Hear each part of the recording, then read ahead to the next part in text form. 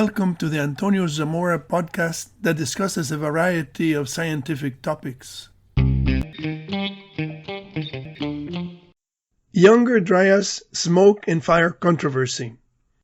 There are currently raging arguments in scientific circles about whether a comet impact 12,900 years ago could have started widespread fires. Opponents of this idea say that forest fires are very common and that there is no proof that the comet impact actually occurred.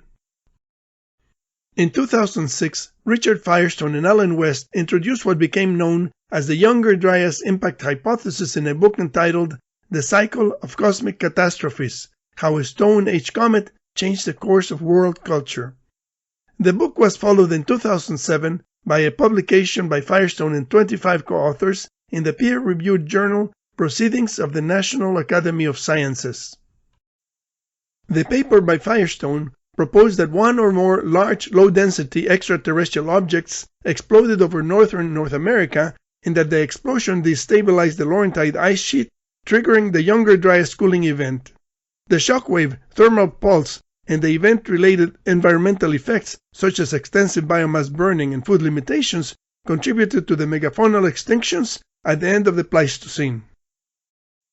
The paper provided sediment profiles for 7 sites which showed increased concentrations at the Younger Dryas boundary of magnetic grains, microspherules, charcoal, soot, glass-like carbon, and carbon spherules. Images of magnetic microspherules and low-density carbon spherules from various sites in North America were presented as evidence of the extraterrestrial impact. But impact experts were quick to criticize the Younger Dryas Impact Hypothesis. Everything was wrong. The megafaunal extinction and the cooling event could have had other more conventional causes, and all the impact proxies that were presented, like these spherules, were considered insufficient to prove that an extraterrestrial impact had actually occurred. The experts wanted to see an impact crater and evidence like shattered cones and shocked quartz crystals with planar deformation features, which are characteristics of high-speed extraterrestrial impacts. The Younger Dryas Impact Hypothesis was quickly declared dead by a requiem paper. Charcoal from fires in California was widespread well before and after the time proposed for the extraterrestrial impact, and similar patterns of regional fires were documented across North America and Europe.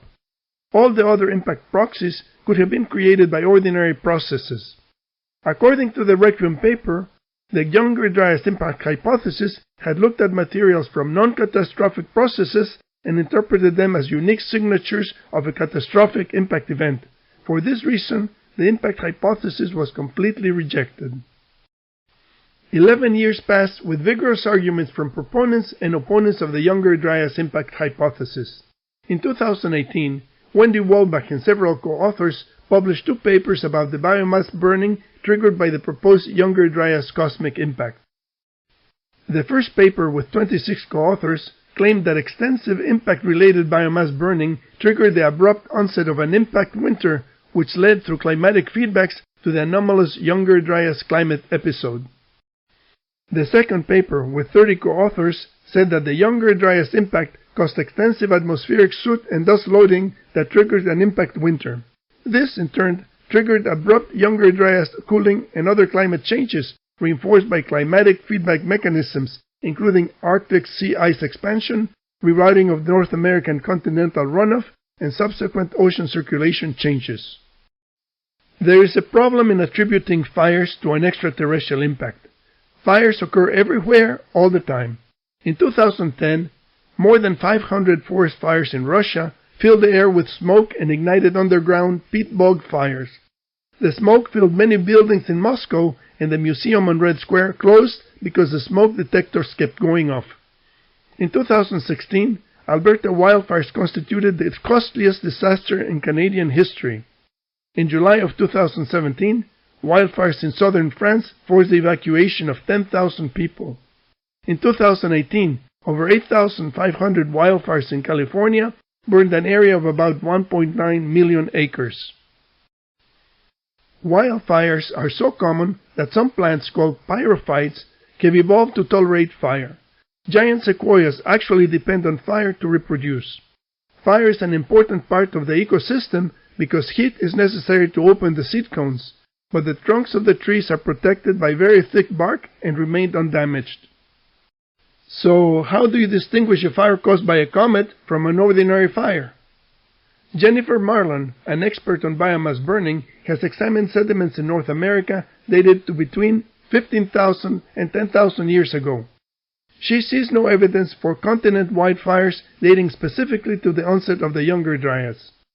Marlon says that there is a lot of frustration in the scientific community that the impact hypothesis persists. She, like many opponents of the impact hypothesis, thinks that the comet strike did not happen. Just because the smoke may have been caused by ordinary fires, we cannot conclude that the extraterrestrial impact did not happen. There is additional evidence. In 2013, Michael Petayev and several co-authors found a platinum anomaly at the Younger Dryas boundary when examining ice cores from the Greenland ice sheet. Platinum is not a common element in the Earth, but it is more common in extraterrestrial material. Christopher Moore reported in 2017 that the platinum anomaly at the Younger Dryas boundary was widespread in North America and that it could serve as a widely distributed time marker horizon for identification and correlation of the onset of the climatic episode at 12,800 calendar years before the present. The Carolina Basin and the Nebraska rainwater basins may provide the best large-scale evidence of an extraterrestrial impact. The Glacier Ice Impact Hypothesis, published in 2017, proposed that the Carolina Basin and the Nebraska basins were created by the secondary impacts of glacier ice chunks ejected when a meteorite crashed into the Laurentide ice sheet. The impacts of the ejected ice chunks produced seismic vibrations that liquefied on consolidated ground, and the ice projectiles created inclined conical cavities that were remodeled into shallow elliptical bays by viscous relaxation. The Nebraska rainwater basins have the same elliptical geometry as the Carolina Basin, but they are oriented from the northeast to the southwest, almost perpendicular to the orientation of the Carolina Basin. The Nebraska rainwater basins occur on terrain that is 550 to 650 meters above sea level, mainly on sandy soil south of the Platte River. In 2010, Michael Davies determined that the orientation of the Carolina Basin and the Nebraska rainwater basins converged at Saginaw Bay, Michigan. Geologists have tried to explain the Carolina Basin as having been created by wind and water mechanisms, and they have argued that because of the diverse dates, the basin could not have been created by a single impact event. However, the mathematically elliptical geometry of the Carolina Basin is a clue about their origin. Experiments confirm that impacts of ice on a viscous surface produce inclined conical cavities that have an elliptical shape when viewed from above. Impacts have also been shown to produce overlapping bays that cannot be explained or modeled by wind and water mechanisms. The 2006 book by Firestone and West actually called the Carolina Basin craters, but when the peer-reviewed paper appeared in 2007, the Carolina Basin had been omitted from the impact hypothesis because they had a wide range of dates not consistent with a single event. LiDAR images have shown that well-preserved Carolina bays are perfect ellipses, and this makes it necessary to conclude that the bays originated as inclined conical impact cavities. The Younger Dryas Impact Hypothesis will gain more acceptance when geologists start to consider seriously that the diverse dates reported for the Carolina Bays are the dates of the terrain, and that these dates do not correspond to the date of bay formation.